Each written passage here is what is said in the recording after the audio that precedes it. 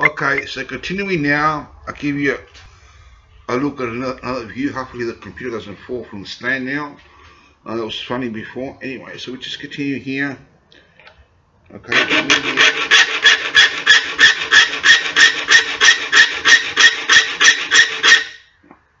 we're coming here.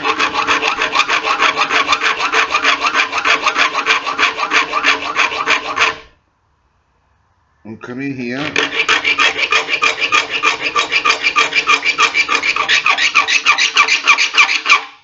You come in here.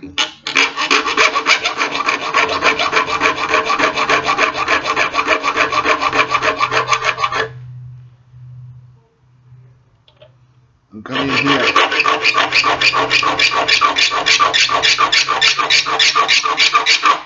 You continue that all the way until you get to the end of the thing. I recommend you get a vise like this. You get 2 pieces of wood. There's 2 pieces there. At the moment, the camera can only see one side, but there's 2, which holds it together so it doesn't wobble, doesn't bend the saw. You G-clamp it here, okay, and keep it on vise. And that's all there is to sharpen the tool. And as you will get that very nicely there, okay. Okay, just got to be on the flat surface, as I repeat in the other lesson, has to be flat on. But for instance, if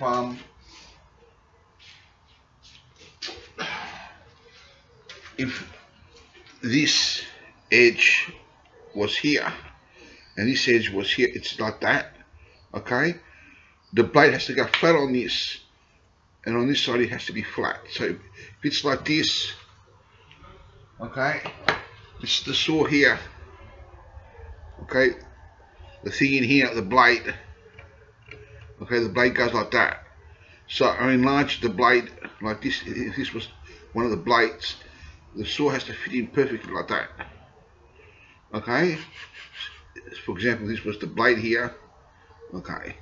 It's a sample. This is just wood, but it's a sample. So if it was the blade, it has to be flat on. That is this thing here. It has to be flat on the blade. Okay. So this is the blade.